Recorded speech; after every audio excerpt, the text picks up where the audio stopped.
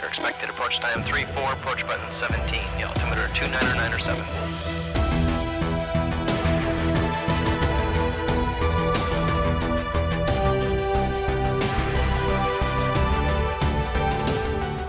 Welcome back to the DCS Situation Report. It's good to have you along for another weekly wrap of news and information about DCS World, our favorite combat flight sim. I'm your host, of course, Prickly Hedgehog, and today we look at a new map for the game and take a little look at this week's changelog, which saw some fixes for the new Mirage F1. I'm just going to go to guns, shoot you both down. Let's start with the bombshell from ED this week with the revelation of a new map for the sim made by Orbx Simulation Systems and features the Kola Peninsula, which in Russian I believe is Kolsky Polyostrov. The area in question is part of the extreme northwest of Russia and is one of the largest peninsulas in Europe. It will feature the Murmansk area, which is home of the Northern Fleet, of course, and of immense strategic importance. The narrow land corridor from the Kola Peninsula to central Russia has evolved into dense clusters of military airfields and bases.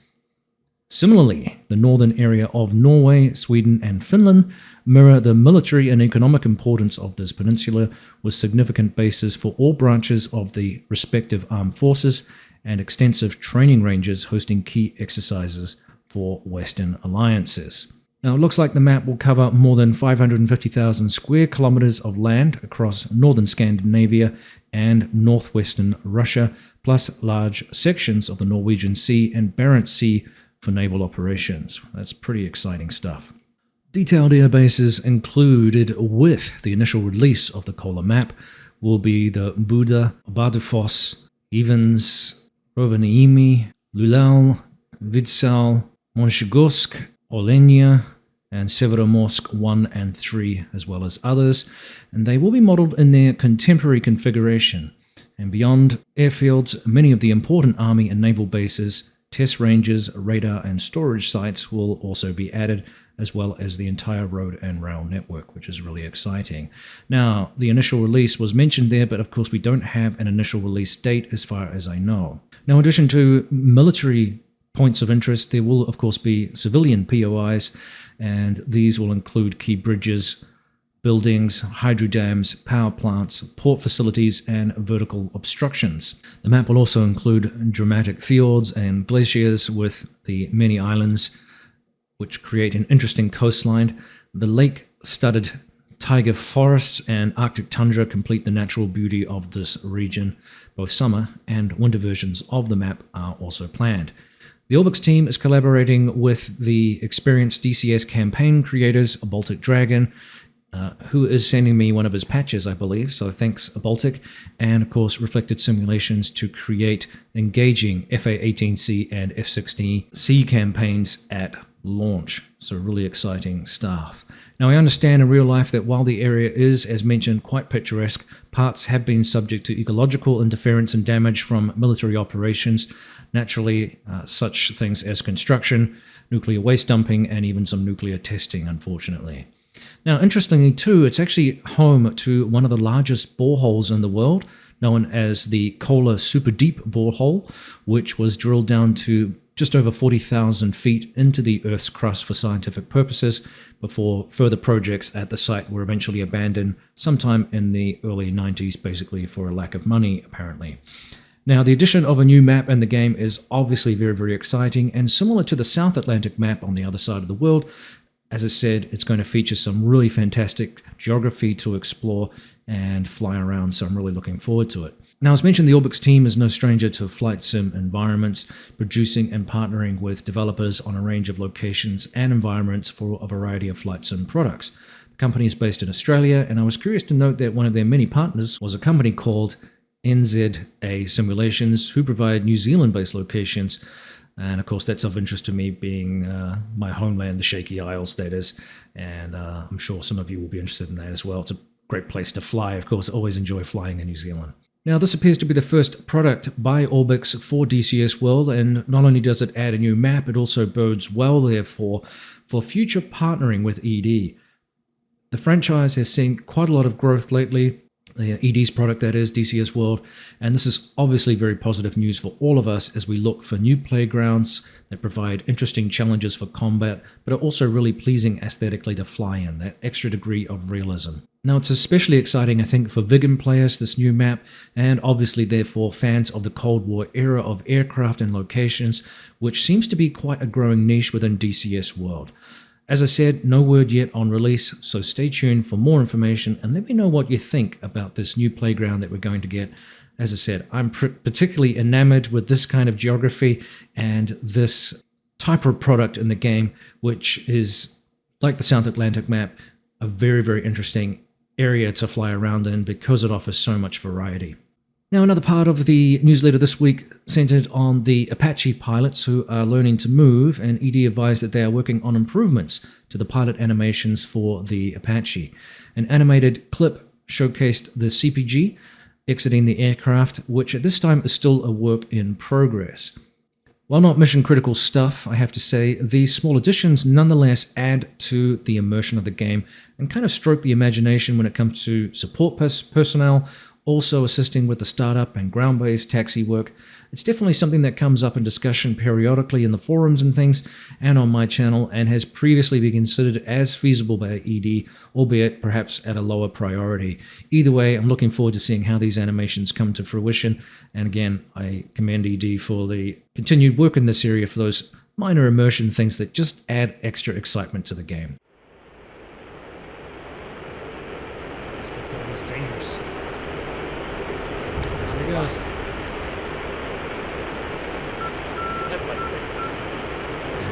Did you feel it? Now, the last item of news this week mentioned is that if you buy the channel map, which is actually a pretty decent map, by the way, if you're not familiar with it, you will get the World War II Assets Pack for free. So some good savings there. As described in the newsletter, this pack contains a large list of products which continues to grow and again embellishes our World War II flying experiences. So again, the special begins today on July 29th. So gather ye assets while ye may. Moving over to the changelog, which you may have noticed a couple of small patches this week for open beta. Most of the changes were centered on fixes to the Mirage F1, which is to be expected as the latest module asset to be inserted into the game, needing a few more tweaks with all of these potential pilots behind the virtual controls now giving feedback to ED and Argus Engineering. So the fixes are as follows: a GUI error or GUI error caused by frequency change on channel 1. They've fixed the RWR CW light logic. They have overestimated previously the R530 sight indication. That's been fixed. Chaff flares switch binding. They fixed the G-meter over reporting. The accelerometer reset function now works. They fixed the crash when impacting the aircraft against water. Fixed the main altimeter flag animation and initialization. A radar tracked target will now receive RWR warnings. Launch warnings are still, unfortunately, a work in progress. Increased the maximum radar detection range for AI to 70 kilometers. Fixed a crash when ejecting after losing stores due to overg. Aircraft can now mount R530EM and IR missiles at the same time. The optical sight missile launch lights now work with the R530 IR missiles. Parachute can now be recovered by the repair or rearm. The pylon does not disappear now when the wing is damaged. Fixed a crash in the radar code with the aircraft being configured for delayed start but yet created at the moment when the mission exit was attempted. Fixed a rough met of the Mirage F1 BD, updated pylons texture of the Jordan Mirage F1, fixed radar elevations for buttons naming, fixed the following cockpit controls and keyboard joystick operations, so radar scale selector, radar scan width selector, radar scope intensity adjustment knob, radar function selector switch, radar storage adjustment knob, radar scope Polaroid screen lever, navigation indicator mode selector, and they fixed the flaps input commands. The flaps toggle F key is still a work in progress, unfortunately. Now they've added a couple of things. Animated control stick, trim hat, and autopilot controls. They've added animation of the gun trigger and trigger cover and missile button. They've added an option to choose between realistic and simplified firing safety logics, made the simplified firing mode available by default. The simplified trigger cover is tied to the first trigger press, and then firing a missile also opens the trigger. So that's kind of handy, I guess. Added an option to modify the afterburner detent positions, which is useful, and the afterburner detent tick was added to the throttle scale of controls indicator, which is also really useful. They've added logic and animations for the gun safety lock, and they've added several country default liveries, and also added a few new South Atlantic map missions, which is pretty handy. Now, it's still early days for me in terms of flying this aircraft. We're about a week and a half into its release, and I'm pretty impressed with Airgus's effort, I have to say. And as I said last week, I'm excited to see the different iterations in the future that we can fly. Unfortunately, though, I still have commitments to other airframes right now, such as the A10C2, and of course, we're using that in the air warfare group for our CSAR missions, and also I have more work to do with the Apache, which I've had to put to the side because of that commitment. So I can't say that I really had a lot of time to properly dive into really getting to grips with the Mirage, but what I have dabbled in with thus far has been very pleasing. Certainly fairly challenging to fly well and within its limits without over-G'ing it and all the rest of it. It does require a little bit more finesse, similar to other aircraft of that vintage. And of course, you do get some pretty good feedback from that. It's not as forgiving because of the lack of fly-by-wire systems. So some of that rough input, if you like, is represented, if you like. You are able to put controls in there which normally a computer would perhaps reject or soften out for you. But this allows you to do things with the aircraft that perhaps you need to control and use a little bit more finesse, similar to, say, flying the World War II birds. Juice and I were flying the other night some of the World War II birds, and definitely a lot more finesse required. You can't just yank and bank to the same degree, where you will black out or you can damage the aircraft, so on and so forth. And I had a couple of those experiences, and I really have to say it was a good one, because it's just a different kind of feel, a different kind of finesse that you have to build into your skill set, which can translate and does work well in the jets as well. So it's not useless flight experience, I must say.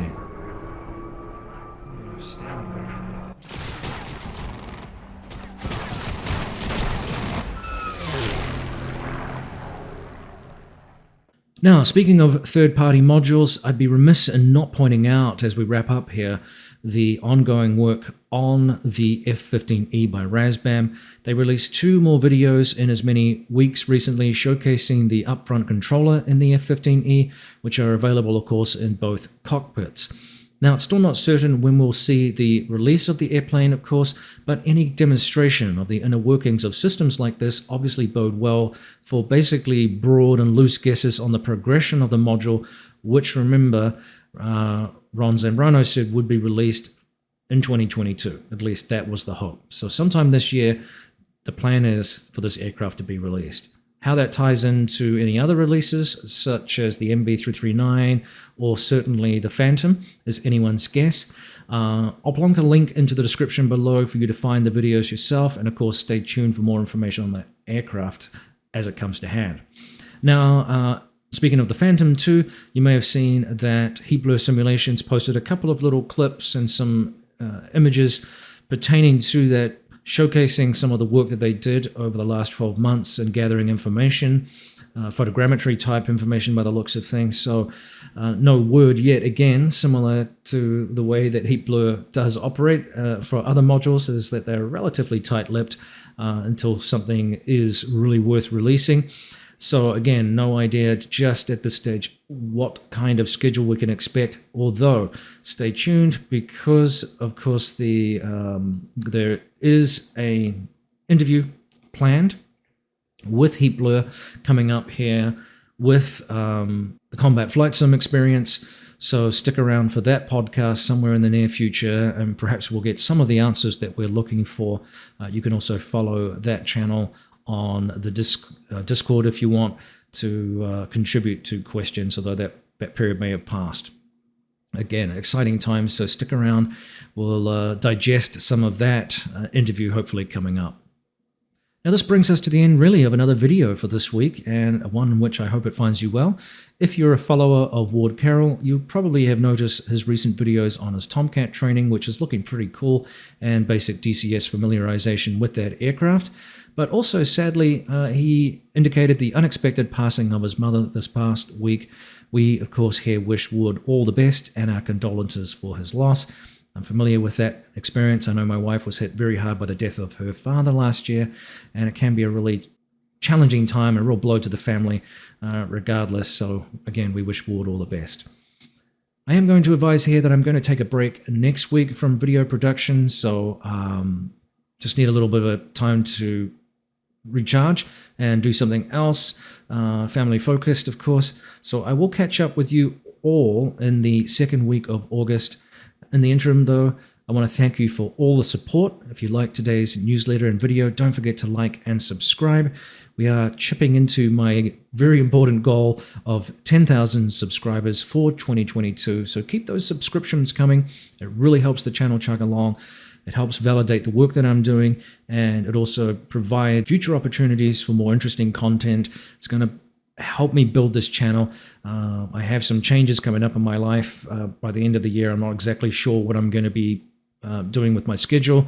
So my typical 9-to-5 type schedule, if you like, is going to change. I'm going to be going back to more of a shift-based work where I'll be working 12s.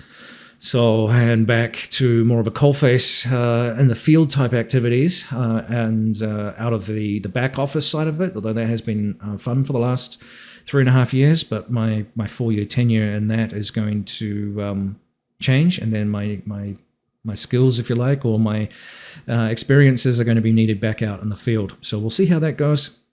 So that could change some of the things I'm going to do. It will free up me for a little bit more time on my days off to do things DCS world, but I'm not sure exactly how it's going to impact the news cycle and how I'm going to fit all this in, because I'm not exactly sure where I'm going to be working, what shift, and what days of the week, and all that kind of stuff. We'll cross that bridge when we get to it. In the interim, take care. We'll see you next time on the DCS Situation Report. This is Prick the Hedgehog, out.